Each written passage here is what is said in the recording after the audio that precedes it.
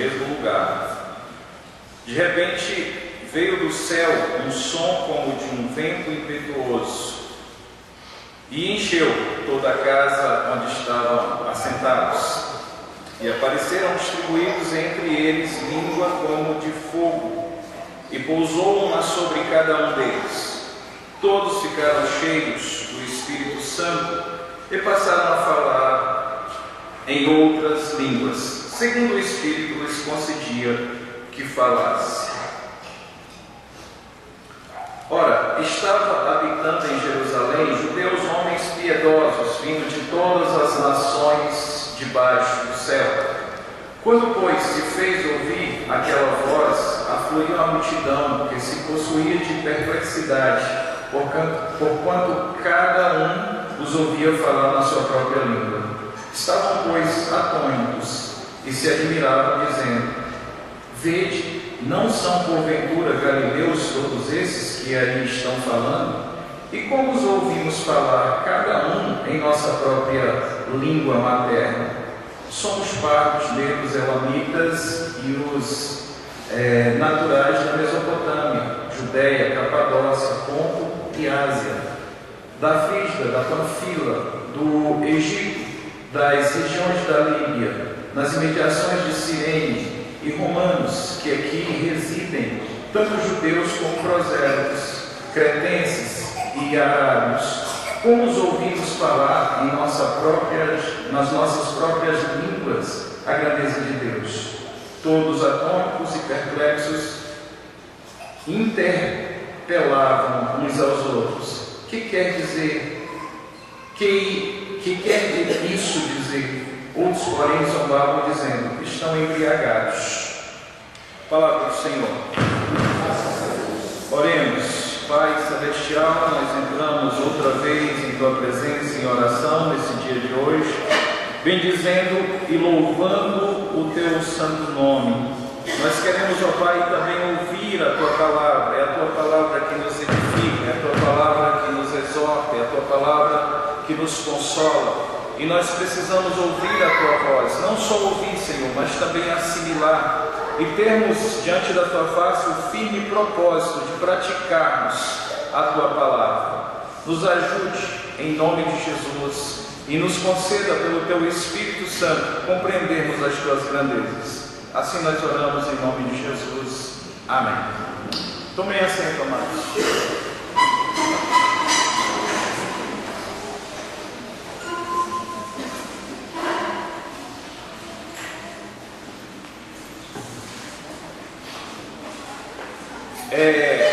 Nessa data de hoje, que se comemora o dia de Pentecostes, nós, cristãos, ligados a uma linha do cristianismo histórico, temos como datas comemorativas por tradições essas que têm o seu apoio e fundamento na Escritura Sagrada, pelo menos 3 datas, a saber, Natal, Páscoa e Pentecostes. Em toda a história do cristianismo, essas datas são respeitadas e são, de certa forma, celebradas e comemoradas. Para o cristianismo histórico, são datas extremamente importantes por causa da teologia que essas datas comunicam, por causa da revelação que esses eventos bíblicos comunicam. E a tradição cristã tem observado essas datas e nos seus devidos tempos tem instruído a igreja sobre o valor e a importância dessas datas e dessas comemorações. Pentecostes é uma dessas datas. Essa palavra significa quinquagésimo, é a palavra grega para quinquagésimo. O Pentecoste era celebrado no Antigo Testamento exatamente 50 dias depois da Páscoa. Haviam 3 festas importantes em Israel, e quem sabe a mais importante destas fosse a Páscoa. E após 50 dias, ou 7 semanas, após 7 semanas, no 50º dia, Israel celebrava então Pentecostes. Daí a palavra grega Pentecostes, 50ª. Essas datas eram importantes para Israel e, conforme nós podemos ver em Êxodo 34, 22, Levíticos 23, 15 ao 21, Números 28, 26 e Deuteronômio 16, 9 a 11, onde estão o registro dos mandamentos de Deus e da lei de Deus para a comemoração dessas datas, isso se fazia importante. Pentecostes tinha a ver com a colheita, com as primeiras espigas que a terra produzia, e Israel então andava e fazia uma celebração meio móvel, se movendo. Israel celebrava o Senhor pelo cumprimento da sua promessa de manter o seu povo. Essa festa não tinha a ver só com a celebração da colheita ou do princípio da colheita, mas tinha a ver como Deus imaginou o seu povo celebrando o seu nome, vendo-se cumprir e celebrando o cumprimento das suas promessas no mundo. Um Deus que escolheu tabernacular no meio do seu povo. Com o tempo, essa festa de Pentecostes foi apontando também a questão do Sinai, da aliança que Deus fez com o seu povo no Sinai, prometendo a ele todas as coisas que hoje, inclusive, nós estamos também experimentando, a saber, a própria salvação dos pecados.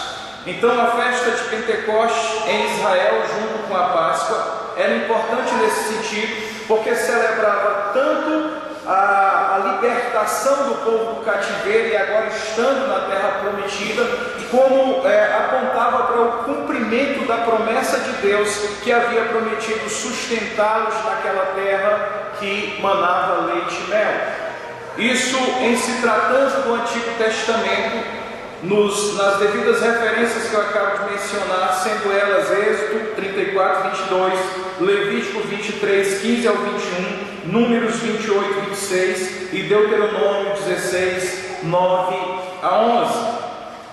Mas o mencionar desse dia aqui em Atos capítulo 2 não é por acaso.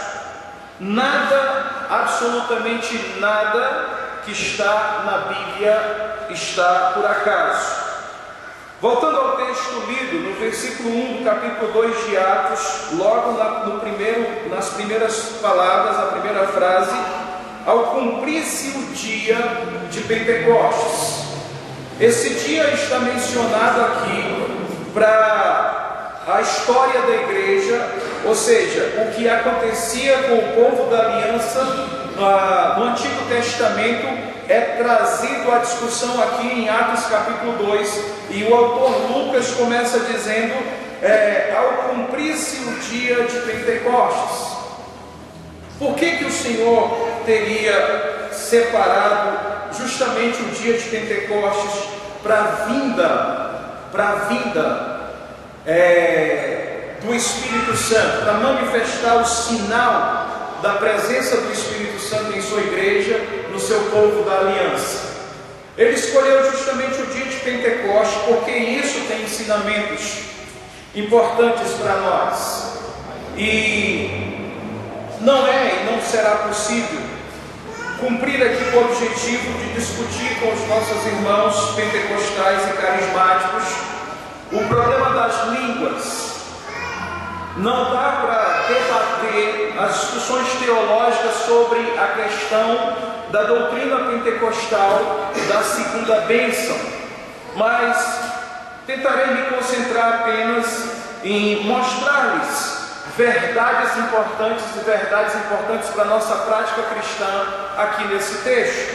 Mas eu não poderia deixar de mencionar que o Espírito Santo, a promessa do Espírito Santo na nossa vida, tem como objetivo principal e inicial a transformação da nossa vida e a santidade, e o equipar, o revestir das nossas vidas para uma vida de santidade no mundo e para uma vida de serviço eficaz ao Senhor. Um Deus que escolheu tabernacular no meio do seu povo, um povo que não pode ser de forma nenhuma um povo estático, um povo que fica entre quatro paredes, parados, apáticos com relação à realidade do mundo. Então o Espírito Santo vem dessa forma transformadora e santificadora, e ele reveste o povo de Deus, o povo da aliança, para em movimento,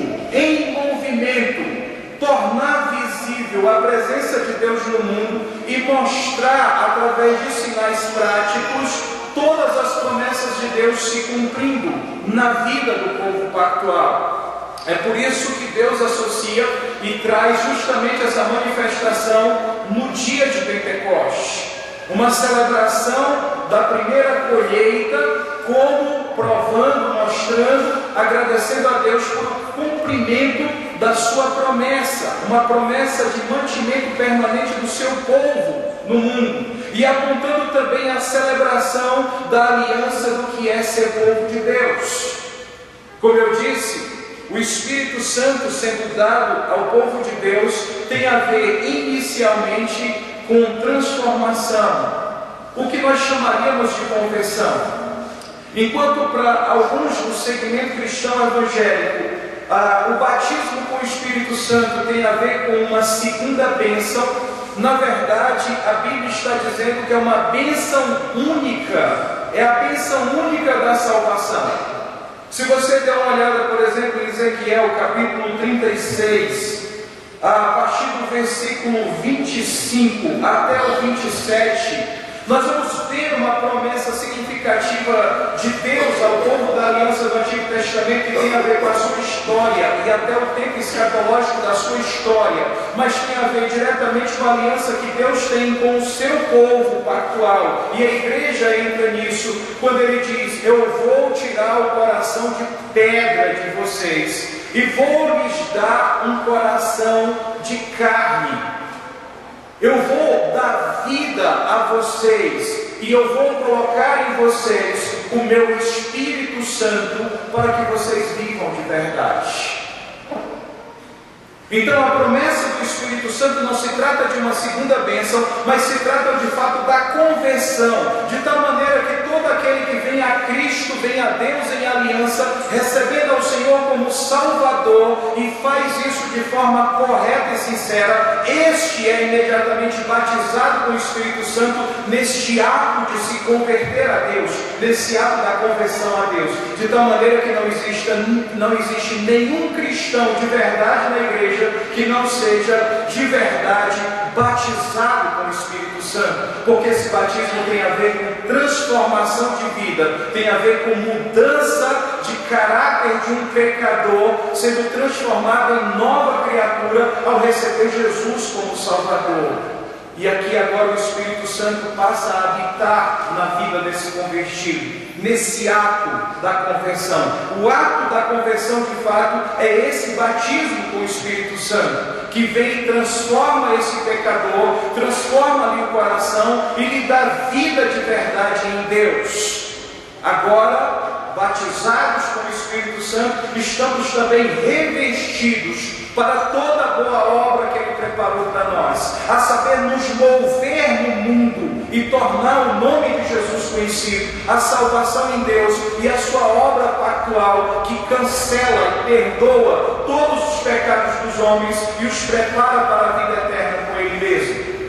E enquanto isso acontece, esses homens salvos tornam conhecidos o nome de Deus entre os povos.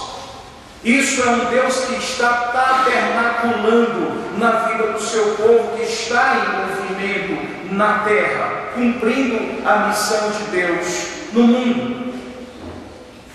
Isso não tem a ver com segunda bênção, é uma bênção só, a bênção da salvação. Mas não há tempo para um debate teológico nessa minha exposição com esses amados irmãos que veem esse ato como uma segunda bênção e classificam os cristãos que a receberam como cristãos de primeira linha e aqueles que não receberam ainda como cristãos de segunda classe, que não creram ainda o suficiente para receber a segunda bênção. É uma bênção só. Não existe duas bênçãos. A bênção da salvação. Recapitulando, ser batizado com o Espírito Santo então significa ser salvo por Jesus, ser convertido ao Evangelho. Esse é o batismo de revestimento para toda a boa obra de Deus no mundo. E eu repito, uma igreja que se move no mundo, e Deus tabernaculando com essa igreja, presente na vida dela pelo seu Espírito Santo, tornando o nome de Jesus, o Evangelho e a salvação conhecidos entre os povos. Então o dia de Pentecoste cumpre esse objetivo. É por isso que a partir do versículo 14 nós vamos ver no sermão de Pedro, ainda aqui no capítulo 2, a primeira colheita nessa forma pactual do povo que estamos habilitados e habituados a chamar de igreja, quando 3.000 pessoas se convertem a Cristo a partir desse sermão. A primeira colheita da pregação do Evangelho, tendo Cristo revelado como Salvador dos homens. São as primeiras espigas. Daí a importância da celebração de Pentecostes. Daí a importância da celebração de Pentecostes. Mas, voltando a essa questão, não é por acaso que isso se cumpre. Se cumpre a promessa de Deus ao povo da aliança. Vamos ver o que o autor de Atos, a saber Lucas, que escreveu esses textos que nós estamos, que está organizado na palavra de Deus, na nossa Bíblia Sagrada, como o Evangelho de Lucas e depois Atos dos Apóstolos, também tendo por autor o evangelista Lucas. Esse texto foi organizado na nossa Bíblia dessa maneira: o Evangelho, o livro de Atos. Vocês sabem que para muitos comentaristas, o livro de Atos dos Apóstolos não deveria ter esse nome de Atos dos Apóstolos, mas Atos do Espírito Santo, porque é a dinâmica do Espírito Santo na vida da igreja, fazendo as coisas acontecer, levando pessoas a Cristo e sinais extraordinários sendo feitos como prova da manifestação de Deus no mundo. Mas, segundo o que escreveu Lucas, no capítulo 3, no versículo 16 do seu Evangelho, isso tem a ver com uma promessa muito séria. Nesse momento, as pessoas estão indagando e querem saber se João Batista é o Salvador, se ele é o Messias esperado. Mas João Batista, ele responde isso com muita firmeza, muita tranquilidade, muita convicção. Ele diz: não, eu não sou o Cristo. Inclusive, eu não sequer sou digno de desatar as correias da sandália dele. Eu estou batizando vocês com água, mas depois de mim virá um que batizará vocês com o Espírito Santo e com fogo. Então, o que está acontecendo no dia de Pentecostes é mais uma vez o cumprimento da promessa de Deus ao seu povo pactual. E Lucas já aponta isso no capítulo 3, no versículo 16 do seu Evangelho, registrando a fala e o diálogo de João Batista com o arguir do seu público que estava ali para ser batizado por ele. Você é o Cristo? Não. Eu estou batizando vocês com água, mas depois de mim o Cristo virá, e esse batizará vocês com o Espírito Santo e com fogo. E o que está acontecendo no dia de Pentecostes é justamente o cumprimento dessa promessa, não só que está em Israel, mas em Ezequiel para Israel, mas que está também em Joel capítulo 2, como nós vamos ver a partir do versículo 14, na explicação, no sermão que Pedro prega, dizendo: o que está acontecendo aqui não é embriaguez, mas sim a promessa que está lá em Joel. Essa promessa está em todo o Antigo Testamento. A promessa do Deus que escolheu tabernacular no meio do seu povo, está em se mover com o seu povo, que eu repito, não deve ser um povo estático, circunscrito a quatro paredes, não, mas uma igreja que se move no mundo e torna o nome de Deus conhecido entre os povos. É o cumprimento dessa promessa, e essa promessa é não só transformação, salvação e santificação, mas também revestimento para essa missão no mundo. O mesmo evangelista Lucas, ainda no capítulo 24 do Evangelho, do versículo 44 ao 49, traz-nos um relato de extrema importância nisso que eu acabo de dizer. Acompanhe comigo em Lucas capítulo 24, do versículo 44 ao 49, e a nossa ênfase estará no 49. Assim que Jesus lhe disse: são estas as palavras que eu vos falei, estando ainda convosco. Importa-se que se cumprisse tudo o que de mim está escrito na lei de Moisés, nos profetas e nos salmos. Então lhes abriu o entendimento para compreender as Escrituras, e lhes disse: assim está escrito, que o Cristo havia de padecer e ressuscitar dentre os mortos no terceiro dia, e que em seu nome se pregasse arrependimento para a remissão dos pecados a todas as nações, começando de Jerusalém. Vós sois testemunhas dessas coisas. Eis que envio sobre vós a promessa do meu Pai. Permanecei, pois, na cidade, até que do alto sejais revestidos de poder.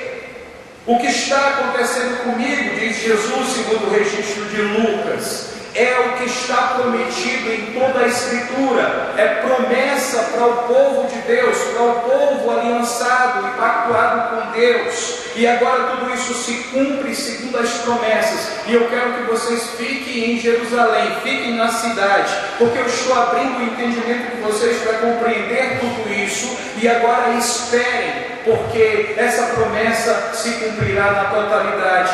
Vocês vão ser revestidos de poder, porque o Pai enviará o Espírito Santo sobre a vida de vocês. O que está acontecendo com a igreja, o que está acontecendo conosco, é o cumprimento dessa promessa. E por que no dia de Pentecostes? Porque o dia de Pentecostes também aponta para a celebração da aliança que Deus tem com o seu povo. Da aliança que Deus tem com o seu povo. Uma aliança que tem a ver com conversão, com transformação, com santificação, e uma aliança que tem a ver com a missão da igreja no mundo, que é tornar o Evangelho conhecido entre os povos. Daí uma igreja que celebra o Pentecostes se movendo com um Deus que está tabernaculando na vida deles, se movendo no mundo e transformando a vida de outros pela pregação do Evangelho, mostrando um Deus que tem impacto, um Deus que cumpre as suas promessas. Mas Lucas não para aqui e tentando mostrar o cumprimento dessas promessas, ainda em Atos, dessa vez no capítulo 1, no versículo 8, olha o que está dizendo a palavra do Senhor. Atos capítulo 1, versículo 8: mas recebereis poder ao descer sobre vós o Espírito Santo, e sereis minhas testemunhas, tanto em Jerusalém, como na Judéia, em toda a Judéia e Samaria, até os confins da terra. Está aqui, essa promessa não está aqui por acaso. Vocês têm uma missão a cumprir. Ser minhas testemunhas. Eu vou encher vocês do Espírito Santo. Eu vou derramar o meu Espírito. Eu vou me fazer presente na vida de vocês, tabernaculando com vocês, para que vocês sejam as minhas testemunhas até os confins da terra. E nada mais interessante do que isso acontecer no dia de Pentecostes, um dia de celebração o princípio da colheita, que anuncia uma colheita muito boa com a bênção de Deus, e uma celebração que aponta para o cumprimento pactual das promessas de Deus ao seu povo. Voltando a Atos capítulo 2, ainda do versículo 1: ao cumprir-se o dia de Pentecostes, estavam todos reunidos no mesmo lugar. Estavam todos reunidos no mesmo lugar.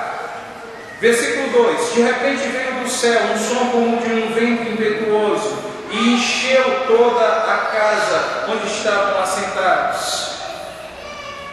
Essa ideia do vento, primeiro entendamos, não houve uma tempestade, um redemoinho no lugar da oração aonde a igreja estava reunida. Um som de vento impetuoso tomou a audição da igreja. A palavra teofania é usada na teologia para explicar as manifestações de Deus no mundo, por intermédio de sinais da natureza e outras coisas.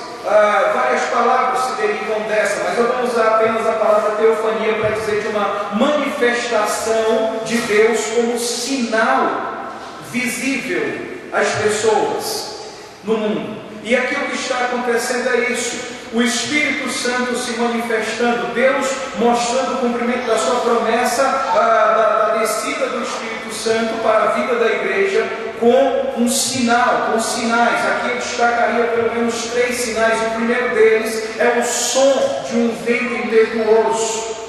Isso aconteceu quando Elias estava na caverna e em outras oportunidades na Escritura.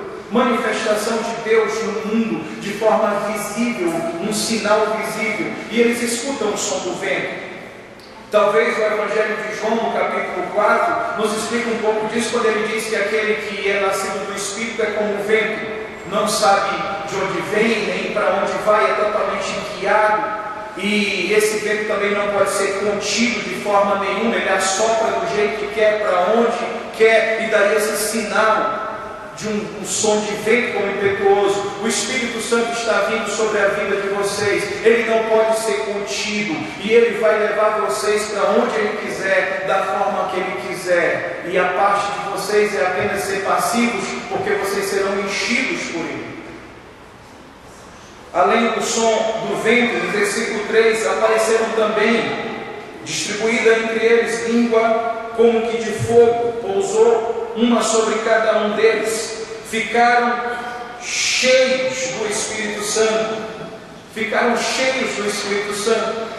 O fogo também é um sinal da manifestação de Deus no mundo, da manifestação teofânica de Deus no mundo.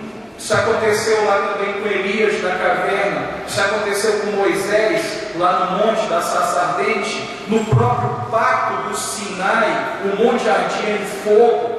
E no dia de Pentecostes, Deus quis manifestar isso também de forma teofânica. Um sinal como que de fogo. Sabemos que a Bíblia traz significados simbólicos para o fogo, enquanto manifestação do Espírito Santo, como a questão de purificar o ouro, de depurar o ouro e tirar suas impurezas. E está aqui essa questão simbólica também em Atos no dia de Pentecostes. Mas o terceiro e último sinal, ainda no versículo 4, todos ficaram cheios do Espírito Santo e passaram a falar em outras línguas, segundo o Espírito lhe concedia que falasse. E aí, vários termos para se explicar isso, em um debate teológico grande, que esse espaçamento de tempo, esse expediente não nos permite trazer à baila com profundidade de forma exaustiva, mas o termo línguas estranhas é empregado para explicar esse fenômeno da manifestação, da descida do Espírito Santo sobre a igreja. Mas não são línguas estranhas, o termo mais apropriado seria línguas estrangeiras, de uma forma muito ignorante e insustentável. A partir de uma defesa honesta na Bíblia Sagrada, aparece também o termo, na boca de muitos irmãos, para explicar esse fenômeno, o termo língua dos anjos. Isso não tem sustentabilidade bíblica e muito menos para explicar esse fenômeno. E o que está acontecendo aqui é um sinal claro da aliança de Deus e do cumprimento de todas as suas promessas. E as línguas aqui são estrangeiras, e se vocês olharem a partir do versículo 5, está dizendo exatamente quais eram esses idiomas falados ao mesmo tempo. Pelo menos 14 ou 15, se não me engano na conta, as línguas que foram faladas foram manifestações idiomáticas dessa terra, línguas dos povos da terra, estranha ao conhecimento de quem nunca as estudou, mas perfeitamente inteligível aos ouvidos daqueles que são nativos desses povos. É tanto que eles alegam e dizem: nós estamos entendendo falar na nossa própria língua materna. Então são expressões idiomáticas terrenas, são línguas estrangeiras e não línguas estranhas. E, como eu disse, não há tempo para aprofundar esse debate ou esgotá-lo exaustivamente nesse expediente de pregação do sermão, do culto. Mas o fato é que tem uma relação aqui dizendo que idiomas eram esses falados, mas esse é um sinal pactual de Deus. Se você voltar comigo lá em Gênesis, no capítulo 11, se você voltar comigo em Gênesis, no capítulo 11, do versículo 1 ao versículo 9, vocês vão ver um negócio interessante acontecendo ali. Deus havia dado uma ordem ao povo que povoasse toda a terra, que se espalhasse, povoasse a terra. Mas aqueles indivíduos com a síndrome do Adão, a saber, com a certeza pecaminosa e caída no coração, dizendo: nós não vamos obedecer a Deus, nós somos deuses, construiremos o nosso próprio caminho, vamos fazer para nós uma cidade e erguer uma torre que desafie o céu, e não vamos nos espalhar sobre a terra. Constituído para si um líder para fazer isso. E Deus olhou isso e disse: o que está acontecendo? Os homens têm um só idioma, eles têm uma só língua, de tal maneira que não há barreira na comunicação deles, e o intento que eles quiserem realizar, eles vão realizar. Vamos lá, vamos confundir as línguas deles. Daí o termo Babel. E Deus vem sobre essa torre e confunde as línguas dos homens. E aí agora eles são obrigados a procurar identificação. Você está me entendendo? Se você está me entendendo, fizeram a reunião nos grupos que se estendiam, e aí temeram ao Senhor, tiveram pânico, terror, e se espalharam pela terra para cumprir então a determinação de Deus. E daí em diante os povos começaram a ter idiomas diferentes, e está aí essa barreira cultural de compreensão de idioma, hoje não tão grande mais, mas já foi bem maior em tempos bem recentes. E isso foi acontecendo para que o intuito de Deus se cumprisse e não o intuito pecaminoso do homem. Deus confundiu a língua dos homens e eles começaram a se dispersar. E é interessante como isso aqui é importante nessa discussão de Atos capítulo 2. Havia agora separação entre os homens. E o que vai acontecer ali, a partir do capítulo 12 em Gênesis, é Deus escolhendo dentre esses povos um único homem, a saber, Abraão, para fazer deste homem uma grande nação. E essa nação, esse povo agora é a nação pactual de Deus, a igreja do Antigo Testamento, a saber, Israel. E é com esse povo que Deus tem um pacto. Isso não é conhecido entre os povos, a separação. Agora o mundo está dividido: o povo pactual de Deus, a saber, o povo de Israel, posteriormente chamado de judeus, e os gentios, as pessoas de todos os povos que não fazem parte do povo da aliança. Agora a aliança de Deus está apenas com uma nação na terra.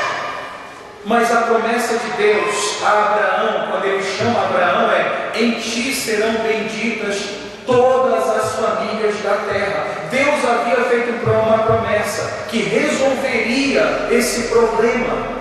Não um problema de idioma e de comunicação, mas o problema da desobediência dos homens que o levaram a essa condição de Babel. Eu estava numa conferência missionária na base da Jocum, lá em Contagem, Minas Gerais, região metropolitana de Belo Horizonte, em 2004, 2003 ou 2004, não me recordo bem quando. E foi um tempo importante. A igreja estava enviando um jovem para missões, e o treinamento dele era por aquela base missionária, essa vez Jocum. O missionário Eno, nosso diácono liturgo dessa noite, fez esses estudos também com o Jocum, tem a sua formação missionária primeira lá em Jocum. Inclusive eu fiquei hospedado naquele congresso lá no mesmo quarto onde o Eno ficava hospedado enquanto interno Isso em 1900 e deixa para lá, né? Mas eu tive a oportunidade de estar no mesmo quarto que o Wayne passou o seu tempo de treinamento missionário. Mas foi um tempo importante, missionários do mundo todo estavam ali. E tinha lá um missionário que veio da parte das regiões. Recentemente tinha estado com um grupo que estava na África. E ele quis dar um testemunho sobre um grupo de rapazes da Jocum que decidiram procurar nas selvas africanas uma tribo que não conhecesse a civilização, que nunca tivesse conhecido a civilização, para poder levar o Evangelho para essa tribo. E é interessante porque eles, coincidentemente, essas coisas que Deus faz, tiveram contato com um homem que havia se perdido por 30 anos na selva africana e havia regressado para a civilização, que é assim que chamam socialmente, né? E ele disse: eu conheci uma tribo assim, uma tribo que nunca viu ninguém de fora do mundo senão a mim, que cheguei lá por acidente. Passei um tempo com essa tribo, aprendi a cultura deles, aprendi o idioma, e os missionários disseram: você pode me levar até lá? Podemos. Tocaram viagem de muitos dias e chegaram a essa tribo. O líder da tribo quis recebê-los e eles começaram a conversar e disseram ao líder da tribo: nos conte a sua história, como vocês vieram parar aqui e por que vocês nunca se misturaram com o resto do mundo, mesmo tendo consciência que tem um mundo lá fora. E o líder daquela tribo disse: nós nunca fizemos por temor ao Criador de todas as coisas. Há muitos e muitos e muitos e muitos séculos atrás, há milhares de anos, os nossos primeiros pais decidiram desobedecer o Criador de todas as coisas e construir uma cidade, uma torre, e isso foi abominável aos olhos do Criador de todas as coisas, que lançou sobre todos nós uma maldição. Nós não conseguíamos nos entender mais, nossos antepassados não conseguiam se entender mais. Então, os que se entendiam vieram para o lugar mais distante que eles puderam, selva adentro, e tomaram a decisão de nunca mais conhecer nenhuma outra pessoa, para não correr o risco de aprender outro idioma e cair na tolice de desobedecer o Criador de novo e tentar fazer uma abominação aos olhos de Deus. E desde então, há milhares de anos, nós estamos nesse ponto e não queremos saber o que acontece lá fora, por medo da mão pesada do nosso Criador. Os jovens jocumeiros, como assim são chamados, vocês não sabem o resto dessa história? Não, nós não sabemos. Pegaram a Bíblia e disseram: a história de vocês está aqui. Mas vocês pararam no capítulo 11 do primeiro livro, e nós viemos contar o resto da história para vocês. Quando você chega em Atos capítulo 2, esse sinal das línguas cumpre justamente esse papel.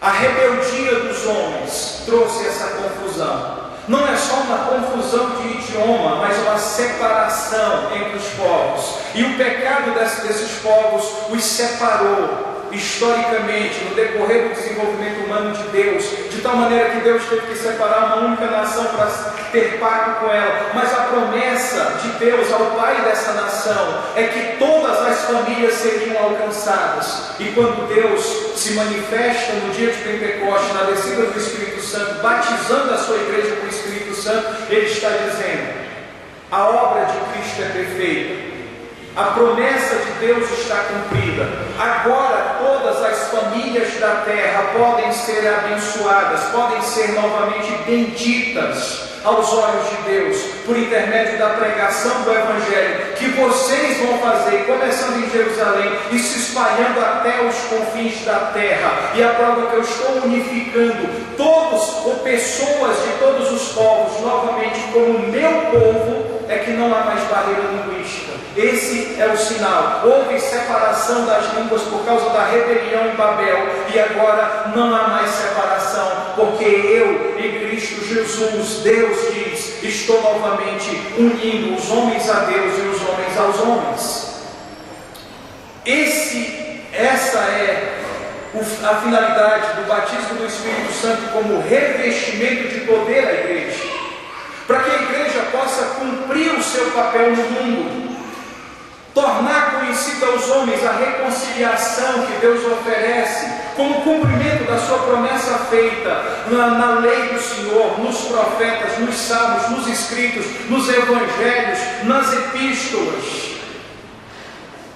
A promessa de salvação, a promessa de batismo com o Espírito Santo, a promessa de um Deus que quer tabernacular na vida do seu povo, que se move celebrando a aliança no mundo, fazendo a colheita para a seara do Senhor, trazendo pessoas a Jesus, pessoas que não conhecem essa história. Mas nós vivemos dias em que as pessoas acreditam que isso é um avivamento. E irmãos piedosos e sinceros gastam a vida buscando o Espírito Santo, dizendo: aviva, Senhor, a tua igreja. E esse movimento onde o Evangelho se torna conhecido e pessoas são salvas e multidões são salvas, nós podemos realmente chamar de avivamento. E eles têm acontecido ao longo da história da igreja e da história do próprio Israel no Antigo Testamento. Mas o batismo com o Espírito Santo é bem mais do que isso. Alguns irmãos lamentavelmente acreditam que esse vento impetuoso os deixa caindo e rolando pelo chão. Eles acreditam que essa língua de fogo repartida os faz arder e pular como se estivessem pisando em brasas. Alguns até se intitulam canela de fogo. E eles passam lamentavelmente a vida toda ao longo da história. E entenda, alguns com muita piedade e sinceridade, mas sem conhecimento, pulando, rolando, dando salto mortal e cambalhota dentro da igreja, porque ele acredita que ser confundido com bêbados significa estar caindo e rolando pelo chão, quando na verdade não tem esse significado no discurso e na expressão bíblica aqui no versículo 13, mas significa que eles não estão falando coisas com sentido, como é de praxe nos lábios daqueles que estão embriagados. Não é estar caindo pelo chão.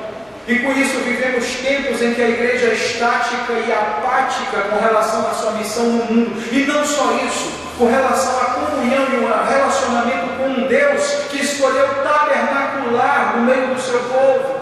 Um povo que se move e celebra a aliança no mundo, chamando a atenção daqueles que são caídos para cumprimento das promessas de Deus nesse mundo, a saber, a promessa máxima da reconciliação com Deus por meio de Jesus e de uma vida de santidade e serviço ao Senhor.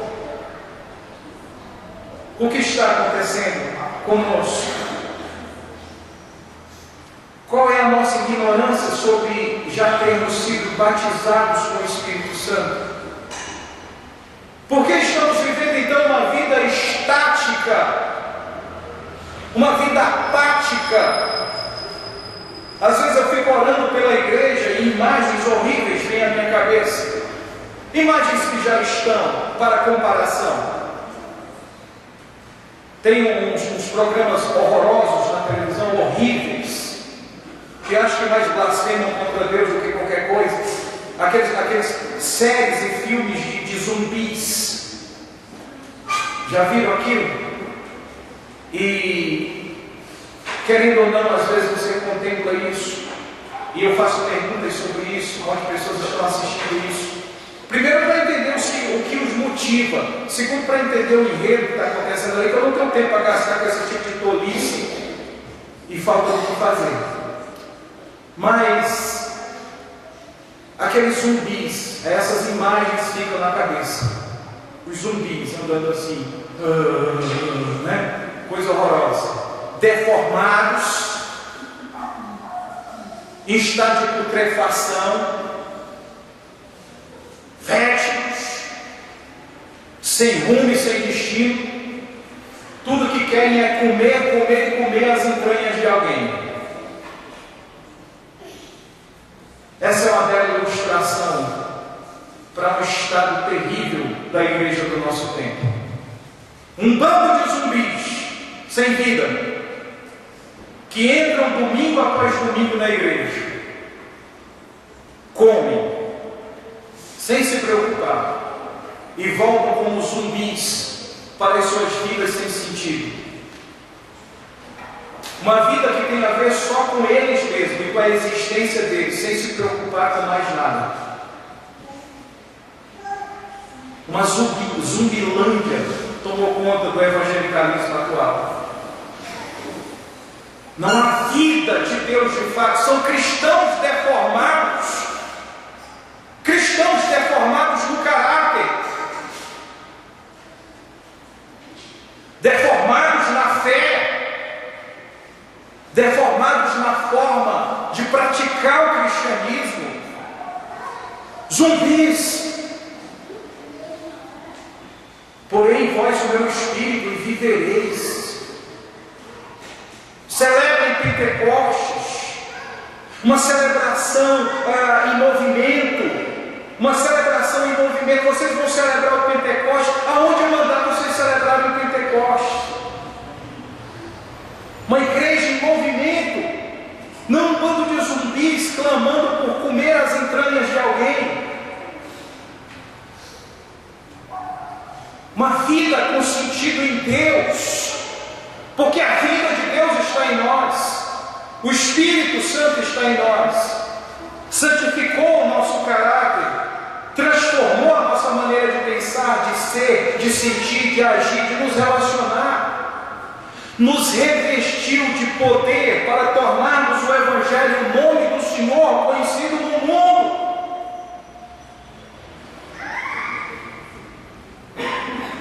Essa imagem horrível tem me perturbado as orações. Essa imagem horrível tem me perturbado as orações. De um cristianismo zumbilândia. Sexta-feira à noite estávamos aqui em vigília, o pastor Ilmar e eu. E tem sido assim. Quando muito, 3 dos 5 pastores. Quando muito. Com um pouco de otimismo, 4. É bem verdade que os pastores que aqui não comparecem, às vezes não comparecem por questões de agenda. Às vezes. Mas tem um aviso naquele quadro ali. A data e o horário da vigília todo mês. Uma vigília de oração. Estávamos o pastor Ilmar e eu orando aqui na sexta-feira e lamentando a situação da igreja. E pedindo a Deus que faça a igreja entender que nós não somos zumbis, que entramos aqui e saímos para a nossa vida egoísta, sem sentido, sem rumo, uma vida cristã deformada, em estado de putrefação e cheirando mal na vizinhança, na faculdade, no trabalho, no colégio, no meio da família ímpia, no mundo caído. Pedindo a Deus que faça a igreja entender que ela foi revestida de poder para pregar o Evangelho até os confins da terra. Um Evangelho testemunhal que mostre de fato, na expressão cristã desse agente pactual, a vida do próprio Deus, por estarem cheios do Espírito Santo.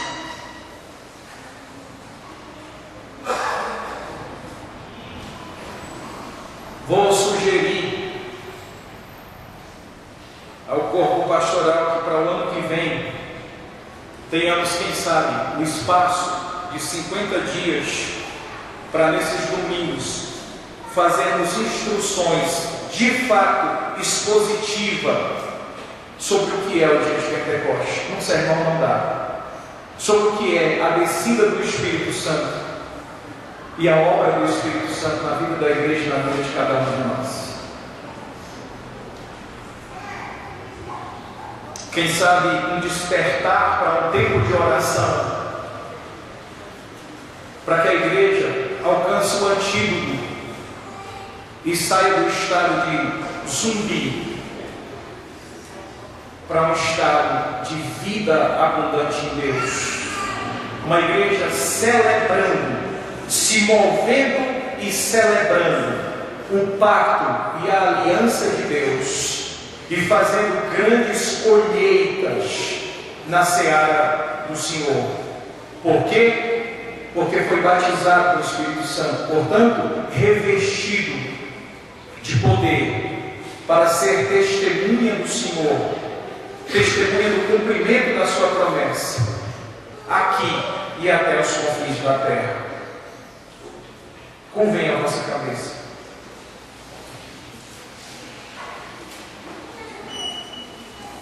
Deus, nosso Pai, fazendo uso das palavras do profeta Abacuque, ouvi, Senhor, a tua palavra e temi.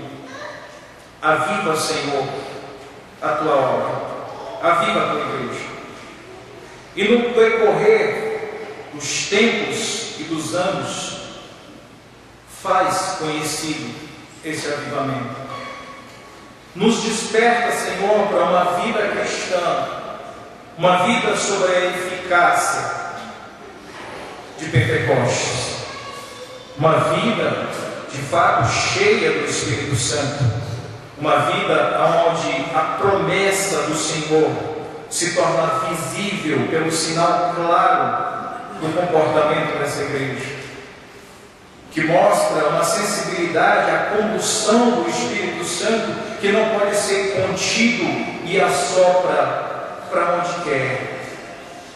Uma vida, de fato, cujo fogo do Senhor nos incendeia no sentido de transformação e de pureza, no sentido de fazer reluzente o ouro que o Senhor mesmo produziu, a saber, o teu povo salvo. Pessoas que sabem que não há mais separação entre os povos e o Evangelho unifica todas essas pessoas escolhidas pelo Senhor a Deus e uns aos outros como igreja, tendo comunhão na oração e no partir do pão. Nos desperta a prática vivencial do Evangelho, Senhor, em amor fraternal uns aos outros e, sobretudo, em amor verdadeiro e fervoroso ao Senhor. Ser gracioso com a tua igreja, Senhor, e nos abençoe em nome de Jesus. Amém.